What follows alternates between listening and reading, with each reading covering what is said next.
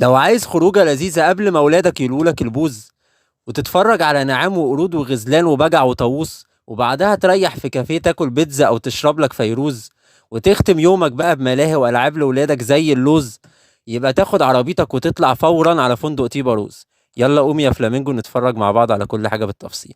ايوه كده شطورة.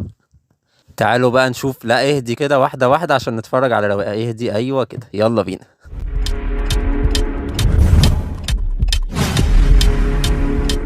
في البداية بس دي قناتكم ريفيوهات الرحلات اللي بتهتم بريفيوهات الفنادق والرحلات وأماكن الخروج في مصر، وهنقول كل حاجة بالمميزات والعيوب بتاعتها بالتفصيل. فلو مهتم بالكلام ده دوس سبسكرايب على طار البطريق اللي بيبص لك تحت ده، ويلا بينا نكمل الفيديو مع بعض. فندق تيبا روز موجود على شارع المشير بين مدينة نصر والتجمع الخامس. أول ما تخش تيبا روز من شارع المشير دايركت هتلاقي بوابة حديقة الحيوان والملاهي، أول بوابة تقابلك على اليمين. مبدئيا كده بالنسبة للتيكت بيبقى ب 40 جنيه للفرد في الأيام العادية و60 جنيه في الويك إند، وفي تيكت لباركنج العربية. تعالوا نبدأ كده بحديقة الحيوان ونشوف أمثلة بسيطة على الحيوانات اللي موجودة. بالنسبة للفلامينجو بقى اللي أنا كنت بلعبها من شوية، في وراها باك جراوند جميل قوي ممكن تاخد فيه حبة صور وشوتات تحفة سواء مع عيلتك أو مع أصحابك، وطبعا كل الأطفال بيحبوها لأن شكلها بيبقى لذيذ وجميل قوي. وفي هنا اللامة، وفي برضه بحيرة بجع وبط حلوة قوي. وبالنسبة للنعام بقى هنا أشكاله متنوعة وضخم قوي ما شاء الله، يعني لو أنت جريء ممكن تأكله بيبقى لذيذ قوي. بوكس الأكل هنا ب20 جنيه ممكن بقى تأكل بيه القرود والغزلان والبجع وكل حاجة أنت عايزها. وفي غزلان بقرون ذات نظرات ثاقبة شوية، وفي الغزلات بقى الكيوت اللي كل الأطفال بتحبها.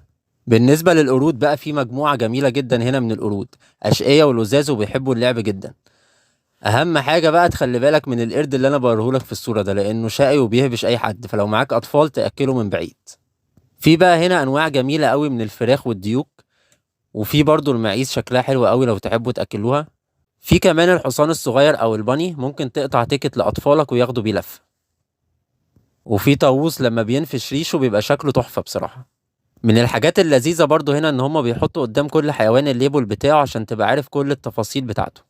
ممكن كمان تقطع تيكت ب15 جنيه للفرد وتدخل بقى بيت البغبغانات والعصافير، بتبقى جميلة جدا تلعب معاهم بقى وتتصور معاهم، وما تخافوش على الأطفال مفيش حاجة شرسة جوه يعني. وتقدروا بقى تشيلوه على ايديكوا زي ما انتوا شايفين كده، بغبغانات عصافير جميع الاشكال والالوان هتلاقي هنا الوانها جميلة جدا بصراحة. زمانكوا جعتوا طبعا بعد اللفة الطويلة دي. بالنسبة بقى للكافيه والمطعم الأسعار بتاعته كويسة جدا، يعني لا هي اوفر ولا هي برضو منخفضة قوي، وفي كل حاجة بقى مشويات بيتزات مشروبات اللي انت عايزه. في جاردن كمان هناك كبيرة وواسعة الأطفال يقدروا يلعبوا فيها بمنتهى الأمان، لا فيها حفر ولا نتوءات ولا الكلام ده خالص، ما تخافش على أطفالك فيها نهائي. في ملاهي بقى هنا جميلة جدا ومتنوعة وفيها ألعاب لذيذة قوي.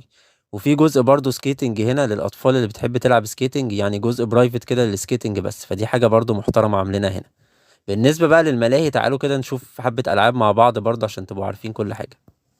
بالنسبة للألعاب برضو هنا موجودة لكل الأعمار، يعني هتلاقي في لعب من أول سنة لحد وانت طالع. في برضو هنا عربيات التصادم اهي موجودة. وده بقى الكشك اللي انت بتحجز منه التيكت، يعني كل لعبة هنا ليها تيكت معين. يعني ده مثلا الحصان اهو اللي بيركبوا الأطفال اللي هم من عمر سنة، ده التيكت بتاعه ب10 جنيه. هسيب لكم برضو جميع الأسعار في كومنت عشان برضو تبقوا عارفين. وادي القطر اهوت برضو موجود، في كل الأسعار هوضحها لكم في كومنت. ولو انت من الابطال بقى ووصلت معايا لاخر الفيديو هنا، ما تنساش تدوس سبسكرايب على طائر البطريق اللي بيبص لك تحت ده عشان يوصل لك كل جديد. واتمنى برضو تشرفوني بلايك وكومنت لو في اي حاجة عايزين تستفسروا عنها.